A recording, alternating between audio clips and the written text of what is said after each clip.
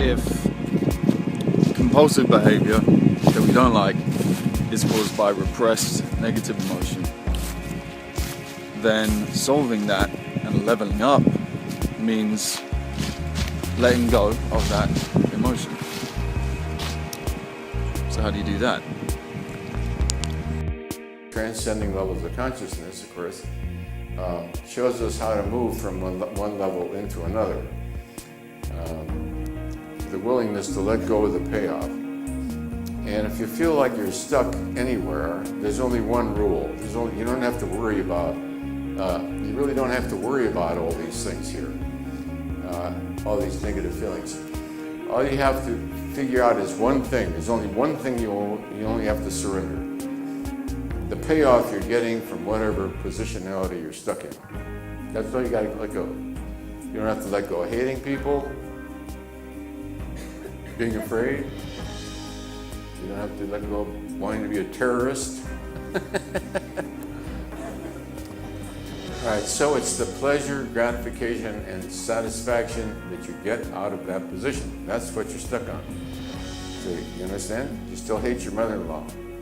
What you're stuck on is not your mother-in-law and not your hatred. What you're stuck on is that you get a satisfaction and a pleasure, like sort of a vengeful, You only have to let go whatever payoff you're getting. That payoff is an energy. And once you identify it, you'll see it come up. You would think that it would be kind of easy. If something's bad and it's causing bad things, and it doesn't even feel good, then why shouldn't you just let it go? I think that question leads a lot of people to believe that you can't just let something go. But the mechanism, as Hawkins alludes to in that clip, is not quite that simple. There's something else to it. As I said in the beginning video, everything operates by pain and pleasure, by repulsion and attraction.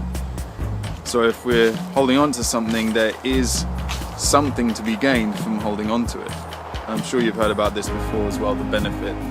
The benefit that you get from smoking can be a break from work and going outside for a second or chatting to friends when you're at the club. But it goes much deeper than that. Even self-pity can be in some way gratifying. And self-pity is a level of shame. Woe is me. When people complain. I've known several people who just love to be tired. They love to be exhausted with all the things they have to do, and they love to complain about that. And it's kind of obvious that they love it, but they would deny it. They would deny that they love it because it causes them problems. They're tired all the time. They don't want to be tired all the time. But it goes back to that. Imagine if you hate someone and they really deserve it. How willing are you to let go of that negativity? Anger is a much higher form of emotion than shame on the scale of consciousness, which might be why to be angry at someone is often more easily justifiable than feeling like a little victim, even though anger is often tied in with feeling like a victim, like you're unjustly whatever. But the point is that it's very hard to admit often the reasons why we cling to the things we do, or that we cling to them for some sort of payoff. But the more I think about it, the more I realize I can't really deny it. I'm standing on some logs. I can't deny it, that I kind of, in a way, love my problems.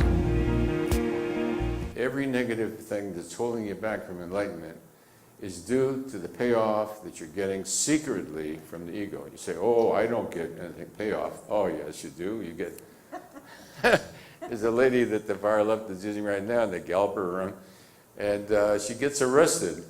And when she got arrested, I'll never forget that look. She was like jubilant. The police are taking her away. It's just jubilant in a state of ecstasy. Jubilant, jubilant. Okay. There, the satisfaction is gross and right on the surface. With ourselves that are more sophisticated, of course, we would repress the fact that we're getting off on it.